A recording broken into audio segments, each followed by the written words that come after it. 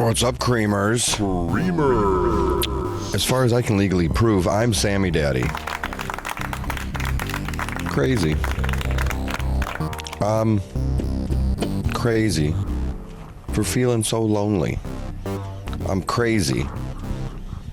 Crazy for feeling so blue. And I'm here to talk to Turkey, like Ted Turner, about some professional wrestling.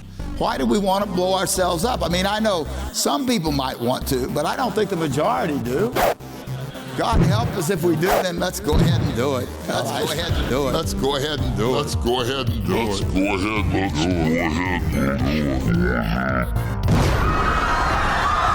it. My downward spiral into insanity continues as I look at some of the strangest and solve some of the strangest wrestling Creamspiracy theories. Tough to bring down like an overrate running back, the John Cena quote of the week. And if you eat all your dinner, I'll leave a little room for cream. All that on this episode of WrestleCream.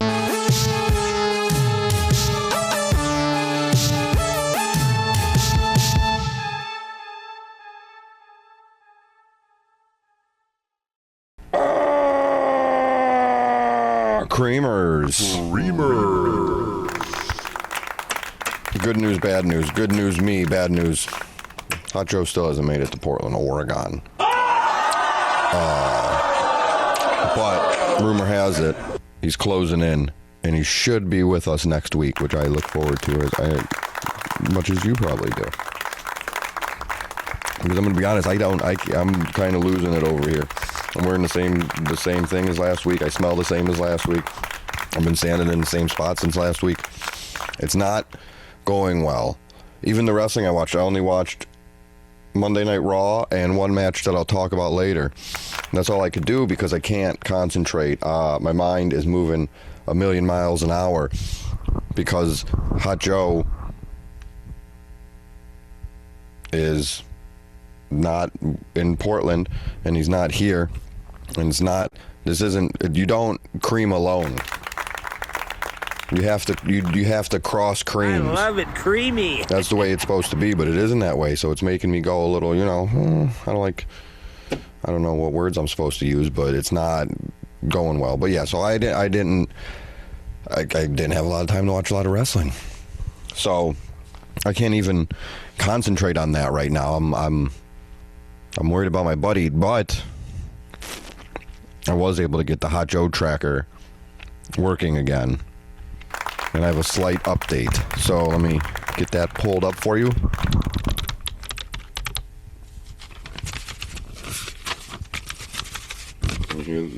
Do you hear the typing? So, as of the time I'm recording this and the time you're listening to this, the official WrestleCream Hot Joe tracker has Hot Joe. So he got lost somewhere. I can't remember what I said last time. Was able to get the Hot Joe tracker back up. He went past Portland.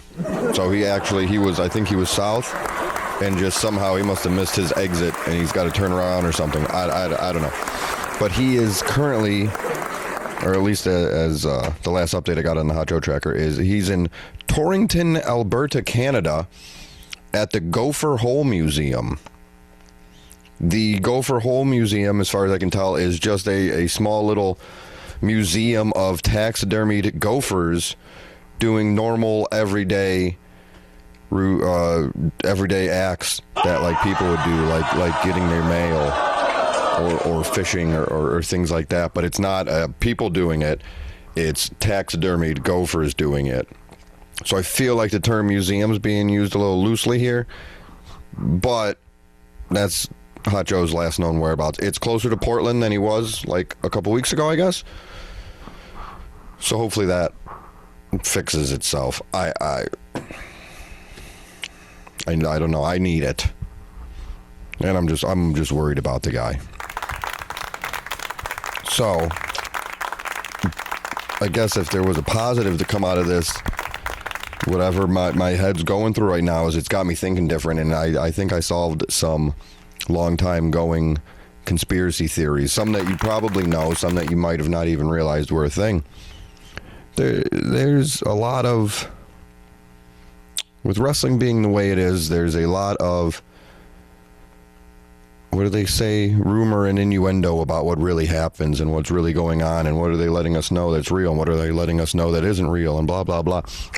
I got to the bottom of it. I felt like It's Always Sunny, where Charlie's in the mailroom when they get jobs or whatever it is. That now it's just a conspiracy theory. I mean, people probably don't even know it's from that, but still. So that's how I feel, and that's how I'm going to break down and solve 4 theories for you this week. But before we get into that, here's a word from our advertisers. Hey Creamers, sammydaddy here, and today I'm excited, honestly honored, to tell you about a product that has straight up changed my life. The Drip Jack. Now listen, I'm a busy guy. I've got things to do. Every day I'm juggling work, meal prep, reorganizing my sock drawer by softness, alphabetizing my sauces, logging the birds I think might be watching me, wiping down every doorknob in my house twice an hour, maintaining my dad's rock collection, checking on my neighbor's wind chimes to make sure they're behaving, testing my smoke alarms even when guests are over, sorting my thoughts into labeled sandwich bags, whispering encouragement to my houseplants, updating my map of places where I felt weird, polishing my many belt buckles, monitoring the hallway shadows for inconsistencies, and running daily simulations of what it must feel like to give birth. It's a full schedule, a packed schedule. I don't always have time to slip away and use a bathroom like some 1800s pioneer. I'm not Lois and Clark, for God's sakes. So yeah, I use a catheter, specifically the Drip Jack, the stylish catheter for men who are simply too cool, too active, too engaged with life to stop what they're doing and run off to a toilet. This thing is incredible. Beautiful, really. It's not beige like the boring old catheters your pussy grandpa used to use. It comes in sea glass green, midnight chrome, and my personal favorite, sea glass green. But the real star is the microjet warm air nozzle, the built-in mini blow dryer that activates automatically when drippage occurs. And believe me, it occurs. Just last week, I bent over to tie my shoe and felt that tiny, unmistakable after drop. Before I could even react, the microjet fired up, gave me that warm little of air, and boom, all dry. Another time, I was at the farmer's market sampling pepper jellies. I laughed too hard at an old man falling over and being stung by dozens of yellow jackets, and yeah, had a little drip. Not a crisis. Drip Jack sensed it, handled it, kept me moving. And look, man, my life is only getting busier. Between rotating all my chairs so they face true north, brushing the dust off my light bulbs, updating my emergency list of people I trust with a dark secret, measuring my windows to make sure they haven't grown, logging every time a dog looks at me, refolding my towels, practicing how I'd greet a clone of myself, checking my pockets for items I've never owned, tracking which corners of my house hum at night, wiping down every doorknob in my house twice an hour, realigning my rugs after they migrate overnight, listening to my fridge for coded messages, warming up my smile in the mirror before public use, and meticulously counting my steps to ensure they're all the same length. I simply do not have time for bathroom interruptions. Which is why I'm thrilled to announce the premium upgrade, the Drip Jack Plus, for men who refuse to live in the splash zone. The Drip Jack Plus comes with a storm drain turbo fan offering 3 new drying modes: soft breeze for casual daytime drips, business lunch for when you're wearing nicer pants, recreational blast for honestly everything. I use this one constantly. It's powerful, it's warm, it's everything. You also get the Flotel audio indicator, which plays tiny, polite bell sounds to notify you of your hydration levels. Yesterday, I heard a little ding dong at the post office. That was my Drip Jack Plus telling me, "Great job, buddy. You're drinking plenty today." And then there's the Mood Glow Illumination Chamber, a soft internal LED that pulses gently to let you know things are flowing as intended. It's honestly beautiful. Sometimes I admire it in the dark. So, Creamers, head to dripjack.com and use code SAMDRY for 10% off your Drip Jack or Drip Jack Plus and a free packet of Drip Jack XL nozzle wipes for those moments in life when a man needs wiped. Stay dry out there, Creamers. I know I am. The fuck was that?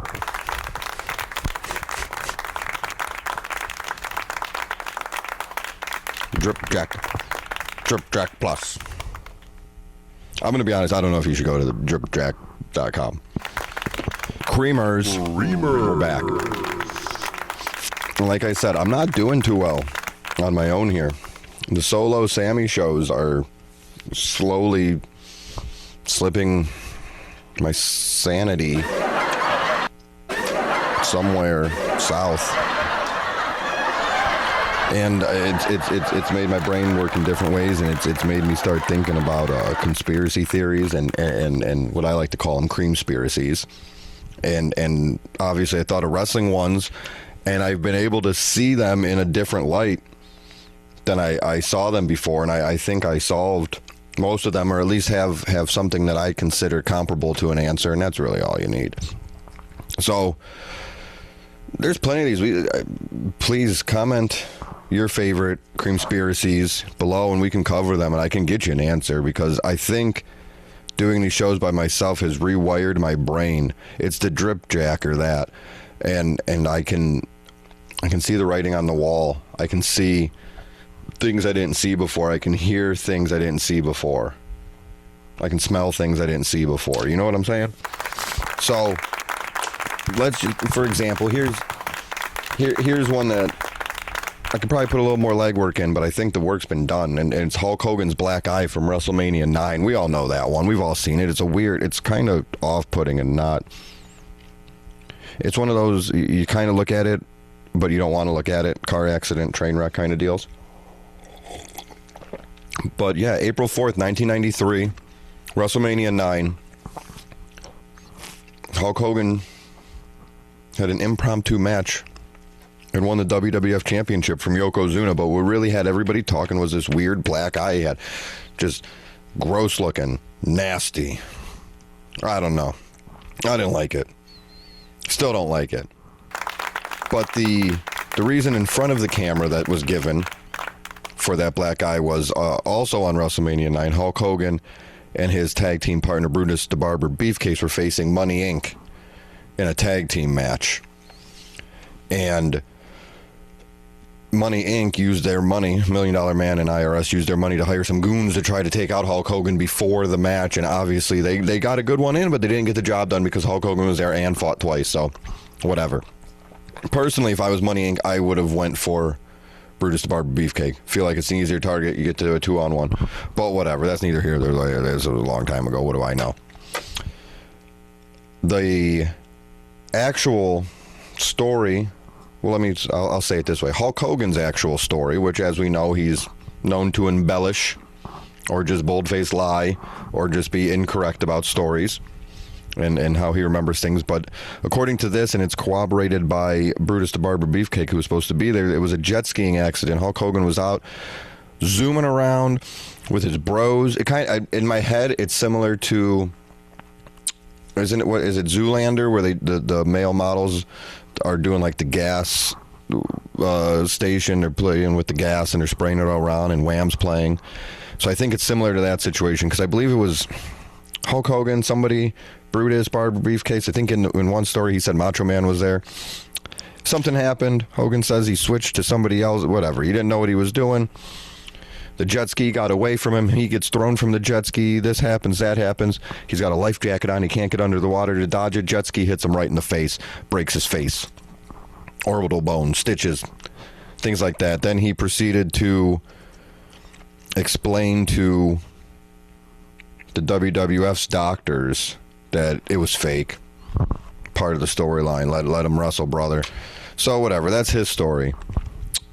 The Creamspiracy aspect of this is since probably back then, people have said the Macho Man Randy Savage punched Hulk Hogan in the face because allegedly Macho Man and Miss Elizabeth weren't getting along. Miss Elizabeth was friends with Hulk Hogan and his wife at the time, Linda Hogan, and Macho Man didn't really appreciate that, so they think he punched him in the face.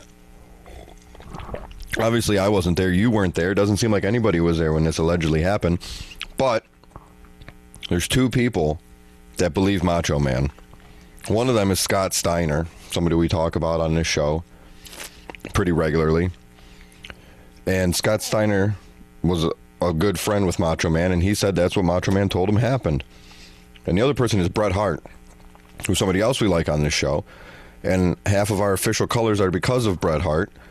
And Bret Hart says he doesn't know what happened, but he believes the Macho Man. So I think that Creamspiracy is easily solved when you realize Scott Steiner and Bret Hart wouldn't lie. That's all you need to know about that one. Does Hulk Hogan lie? Yeah.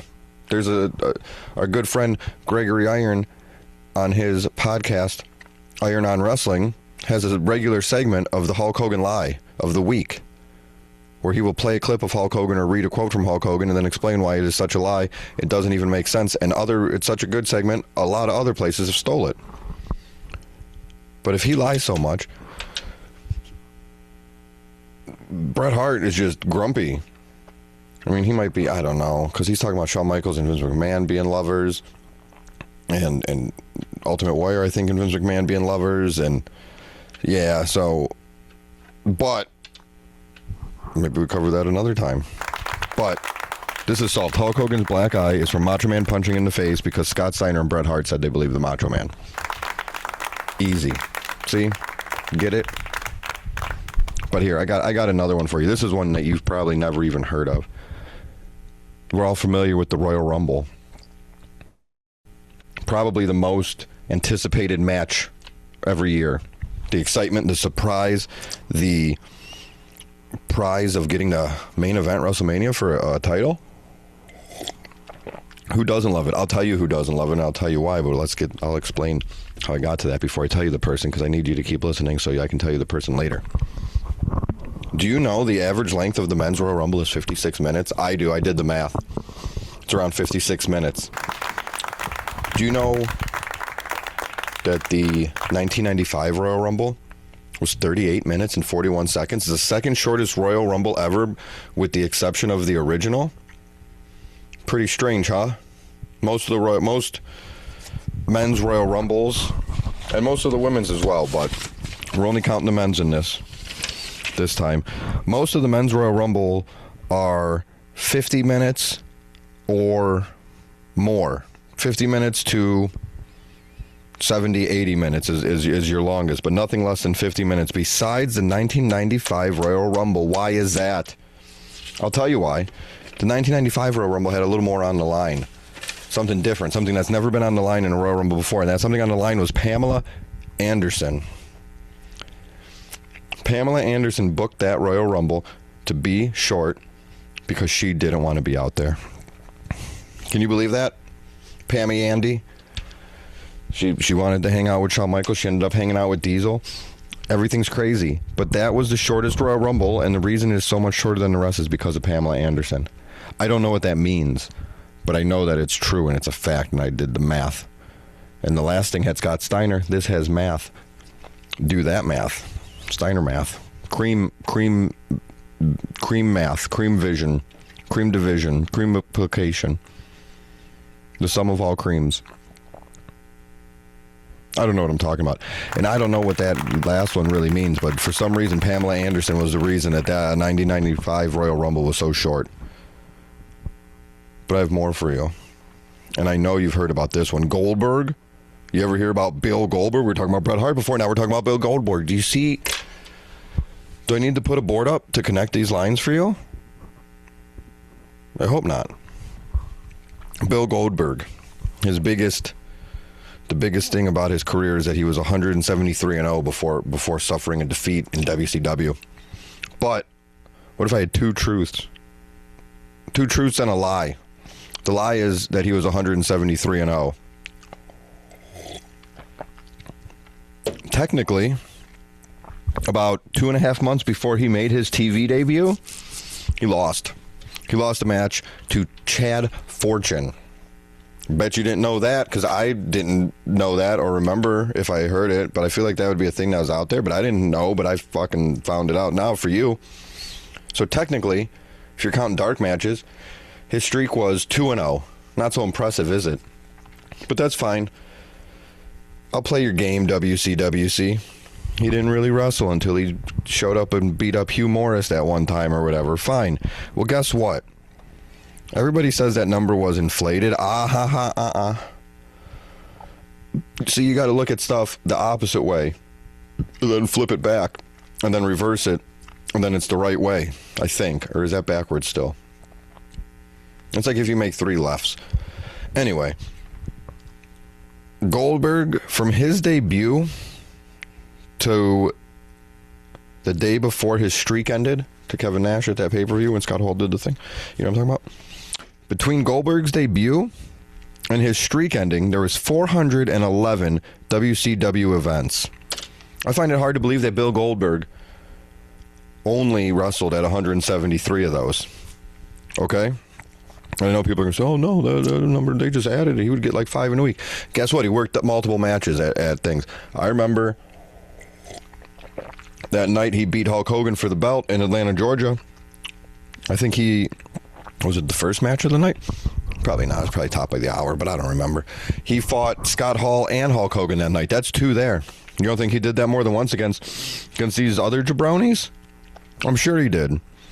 So while I can't explicitly confirm that this is the exact number of the streak, everybody likes to say how the streak isn't 173-0, but they like to say it's less. I am on record, put it on vinyl, that Goldberg's WCW record was more, and I'm willing to say that his record before his loss to Kevin Nash at Starrcade was 420-0.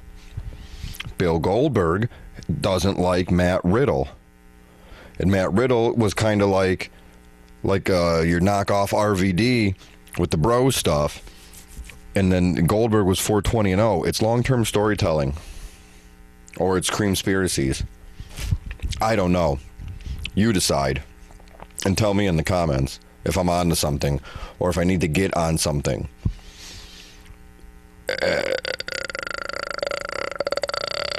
Anyway, lastly, I got one more, and this is the big one, and this one is going to blow your minds. This is another one that I'm sure you've heard, but you haven't heard it the right way because you haven't heard it from here. And you're hearing it now. Ultimate Warrior, just one of the most popular wrestlers of all time. There was always the rumor that there was 2 Ultimate Warriors, that he died back in the early 90s in 92. But what if I told you that that's absolutely ridiculous and there was not 2 Ultimate Warriors? What would you think? Would you feel silly? Would you go, oh my gosh, this whole time they always said there was 2 and they kind of looked different or whatever. Wake up, people. Wake up, creamers. Creamer. There wasn't 2 Ultimate Warriors. There was 5 Ultimate Warriors. 1, 2, 3, 4, 5. And I'll explain it to you. People say that, like I said, the Ultimate Warrior died in 1992. He did. He did die in 1992. And then in 1993. And then in 1995. And then in 1997, and then in the early 2000s, and most famously in 2014. Yeah. Are you understanding yet? Let me delve into it a little bit more. So he made his WWF debut in June 1987. Dingo Warrior, whatever his name was, he Blade Runner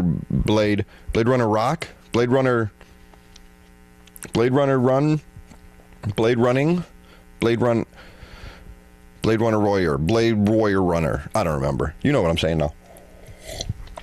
That's all one guy. That's the first warrior. So that warrior, the original warrior, we'll call him Warrior 1, the one year. He died in 1992. He died from his armbands. They cut off his circulation because they were too tight in his tassels and stuff.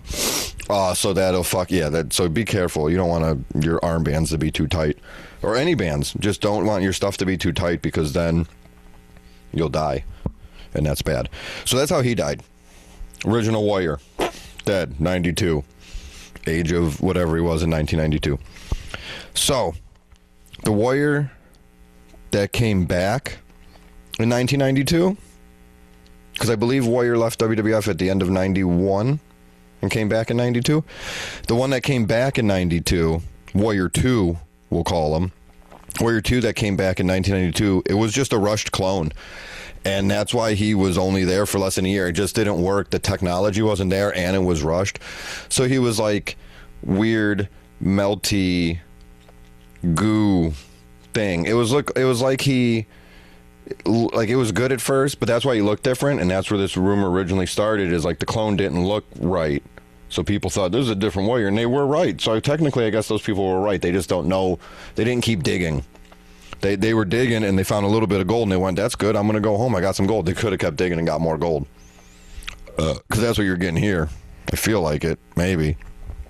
Anyway, so yeah, he got melty like he looked at the Ark of the Covenant or something like that. So they had to get rid of that one. They took him out back.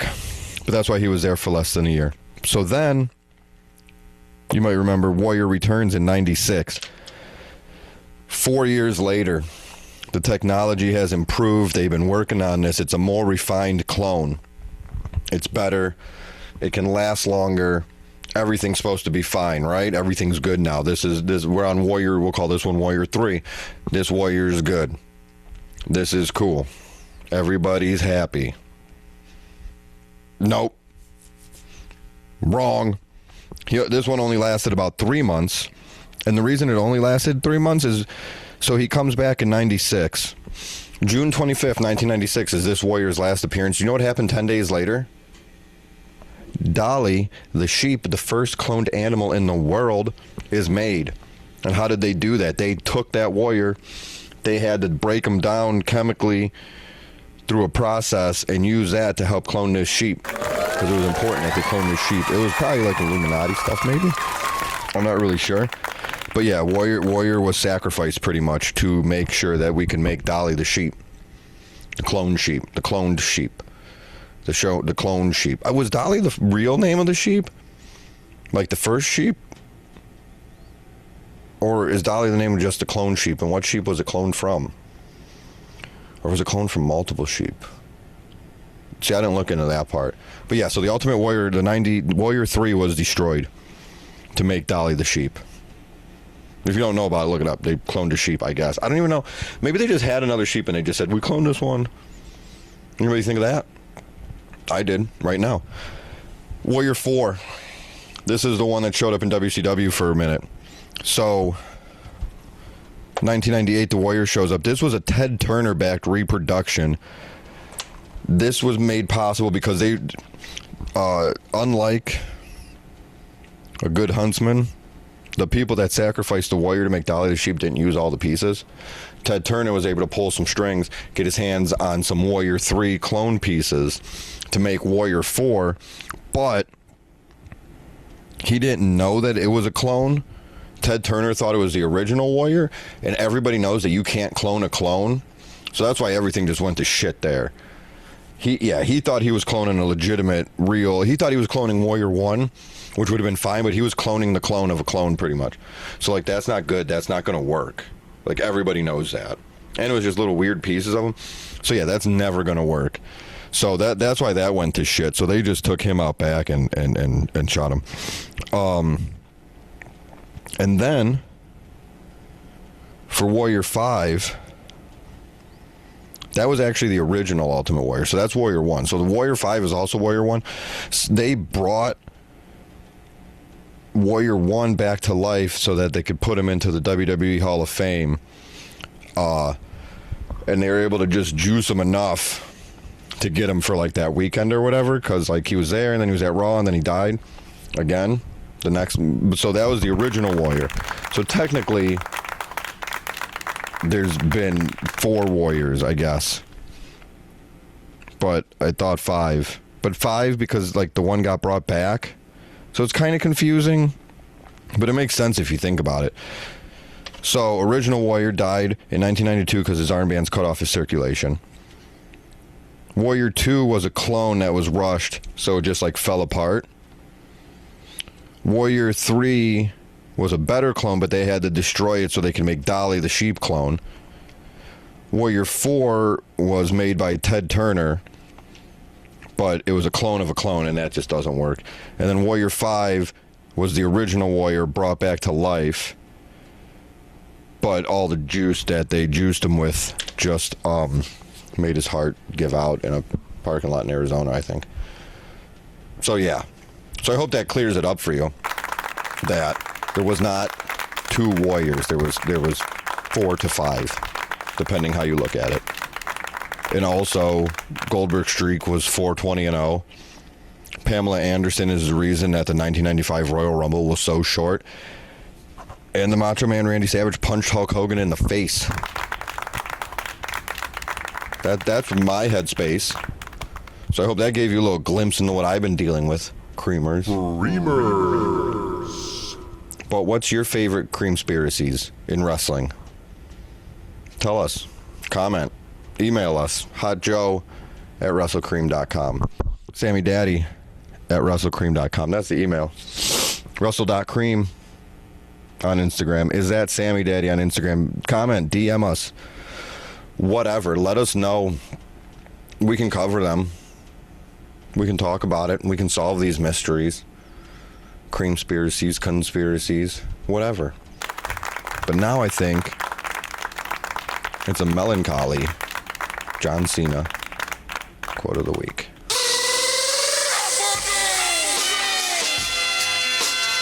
Always be a work in progress. My match count for 2025, the year of our lives, is 699 matches. I didn't do very many matches. I did Raw, and it was whatever. It was fine, whatever. But the one match I watched besides that was I went on to cagematch.net. Wonderful website. It gives me a lot of information. It did help me with a lot of the Creamspiracies there to find some time frames of stuff. Hopefully I didn't screw it up. I didn't. I researched it a lot, like more than I probably should have for how that turned out. But the other thing I looked up was John Cena.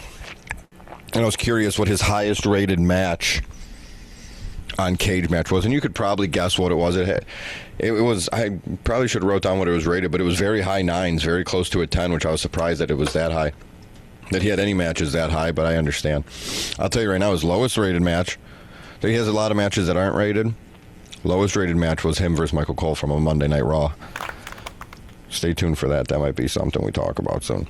But that wasn't my match of the week. My match of the week was his highest rated match versus CM Punk at Money in the Bank 2011. I don't think there's like a lot I need to say about it. It's the match where CM Punk won and left. I forgot, I believe, unless I'm mistaken, that was the last time he had that Kill Switch Engage song, which I always really liked and thought was cool. And then when he came back is when he started using Cult of Personality again. And I always felt that since that happened, since they would have the Kill Switch Engage song in the video games, that I could let my guy was allowed to use that. So that became my theme song in a lot of the games. Because I don't like the generic ones, and I don't want other people to have one. I don't want to use, like, I'm not going to use the Shield's theme song. I'm not in the Shield. I'm not going to use Kane's theme song. I'm not Kane. So, whatever. But yeah, I think you could understand why that was my match of the week. I haven't watched it in a long time, and it was the Chicago crowd, John Cena doing his thing. Vince McMahon was there. Probably a couple Creamspiracies about that guy. And it was just good. It was a good match, and it was better than anything that happened on Raw this week for sure. So that's my match of the week. But what usually I'm not able to plan ahead or know, but this Saturday is John Cena's last match, and the rumor is, or allegedly, or maybe it's official, I don't know, but he's going to open the show, which I could talk about for like 35 minutes, why I'm confused by this and why I would not do it that way, but what do I know? So I'm kind of hoping he does open the show, though, because then that'll be my 700th match. But you'll have to tune in next week, because maybe I'll watch something before it. If I watch any wrestling, the next match I watch is 700, which I'm proud of. That's a lot of wrestling matches to watch. Not as many as Hot Joe watched, probably, but who knows. But we're back to another good news, bad news segment of the show. And so normally I would do the good news first, but I'm going to do the bad news first. I'm sorry, but I don't mean to be bad news bears to you guys. Derek Dillinger, Creambassador, Creambassador, Creammeister. I don't remember all the names these guys come up with. He is unable to give a room for Cream this week, and the reason why is because after last week's show and the Hot Joe tracker not working and just me doing it by myself, he got really worried and he went on the road to find Hot Joe. He's hot on his trail, and I actually was able to kind of tweak the Hot Joe tracker to be a Derek tracker, and he was last spotted heading in the right direction. If you give me a moment, I can mess around with this and get him there. But yeah, Derek knew Hot Joe was in danger, potentially. Didn't want him to be in danger. And he knew that he might need to be helped. And that's the kind of friend he is. That's why he's a Creambassador. I don't know who's running Derek's Drippin' Wet Tacos while he's gone, but let's see. Okay, so according to this, the last known location of Derek Dillinger in his quest to find Hot Joe to help him get to Portland and move his stuff there, he is at the Garden of 1,000 Buddhas in Lake County, Montana. So he's headed in the right direction, I think. That seems close. But yeah, so we'll have to ask him about that next time he's on, or maybe in his room for Cream. Hopefully he can do a room for Cream next week. Hopefully Hot Joe returns, Derek returns. I'm losing it, but the good news, and one of the few things left in life that is keeping me sane, is Creamser, Ronnie Two Legs, sent in his room for Cream. And I'm going to play that right fucking now. Yeah, hey boys. Hey. What's going on? It's your best friend of the show, number one all-time Creamsman. That's what it was. Two Legs here. Just calling in this week. I had a room for Cream, but I just want to address, the disappointment and hurt, honestly, that I felt, from my good buddy Derek. I call in and congratulated him on his big win. Oh, he did. That was last week. Dreamer and Matt Justice retaining the IW Tag Champs. And he calls in and accuses me of saying that I got sick at his taco restaurant. Yeah, he did. I'm not even allowed in Derek's Drippin' Wet Tacos. There's a no audio perverts clause. Remember, I'm banned. How could I go in there? Did he just admit? I got sick eating at a different place. I mean, I'm not even allowed in there. I wouldn't do something like that. I wouldn't go in that restaurant. Why would he? Not allowed. Just like I wouldn't sit in a patent office and get a patent for Ronald's Dirty Water hot dogs and get a hot dog cart and sit outside of Derek's Drippin' Wet Tacos selling hot dogs in the parking lot. You wouldn't do that? I would never do that. This sounds like a good idea. Yeah. Sorry, I'll be right with you, man. Sorry, I'm on a phone call. I apologize. All right, boys, I got to get going. I'm in an office doing some office work. He doesn't work in an office. Noises you hear in the background. It's certainly not me getting a patent for a hot dog cart. All right, boys, I'll see you later. I'm going to grab a Molt Cola. I'm thirsty. Oh, love you. Love Molt Cola. Yeah, there's a lot going on there. That's exciting. So he said that, I know you just heard it, but I just need to recap it aloud for myself. So he said he wasn't getting a patent to do dirty, what is it? Hot dog water Ron? Dogs? Whatever he said. But I think maybe he was doing exactly that. I could be mistaken, but the saga continues. Feud of the year. I know I've been saying it a couple weeks now, but I don't care. Feud of the year, baby. This is fun. Woo! I hope Derek's gonna... Oh, man.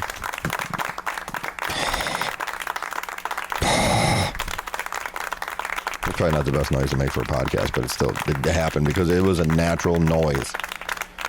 This is exciting. I hope Hot Joe has a bunch of room for creams when he comes back. Because I'm struggling to come up with them sometimes. Just with doing these alone, going kind of, you know, crazy or whatever you want to call it. It's just been rough. But I guess if I have to do a room for cream, I don't have to. I want to. My room for cream this week is Dragon Ball Z. You guys watch Dragon Ball Z? Because I want to watch Dragon Ball Z. I used to watch it, but I only watched like, I don't even know if it was like 5 episodes or like 12 episodes or whatever, but Toonami used to play them in the afternoon. That used to be Cartoon Network's anime thing. And it was just like the same, like I said, like 5 to 12 episodes. And then after they hit the end, they would just start over with that, and I would just see the same ones over and over. And I always wanted to see more, and I always see it online, and it's talked about so much. So I got the thing, I got the app, so you could watch it, like the free trial of it. But I'm like, well, before Dragon Ball Z is this Dragon Ball. So I go, I guess I'll watch Dragon Ball when they were kids, and I watched the first couple episodes before. There's fucking 156 episodes of this. And I'm very much enjoying it. I don't know, I'm like 15 in, we'll say. And I'm very much enjoying it. Well, there's some stuff that, you know, it's from like mid to late 80s, so it doesn't age perfectly for everything. But overall, I'm enjoying it. But there's a lot. And then you go to Dragon Ball Z, then I find out there's all these movies. And then there's like other series of it. So then I start looking at the other anime on this thing. They just make like 1 million episodes of stuff. It's wild. It's a whole world I'm not even familiar with. I respect it. I've watched some anime here and there. But just looking at it like that, man, it's intimidating. It's not helping my head, but it is. Dragon Ball is pretty cool so far. I want to get to Dragon Ball Z, but I like watching all the stuff all the way through. So if you know any animes that I should watch, tell me. There's one Tiger Mask. That's the only wrestling one I could find. Sumo wrestling, but I don't really know sumo wrestling. What else was there? There's other ones, I bet. They have them for everything. There's one, whatever, it's not, I don't know how to say it, so I'm not gonna. But it's pretty much, it's a zombie show, but it's cats instead of zombies. So anytime you like pet a cat, or like a cat like rubs up against you, you turn into a cat. So like the whole gimmick is just that people can't resist petting cats. That sounds like it's going to be interesting. I'm going to watch that. I'm going to enjoy that, I bet. Probably a little bit at least, maybe. Kinda, sorta, hopefully. No, I will. But that's, I think that's all I got for this week. Hot Joe, we miss you. Derek, we miss you. All the creamers. I miss you. That's all the time we got. We love you. And we wish you the best. Legitimately, though, I'm going crazy. I don't even know who I'm talking to right now.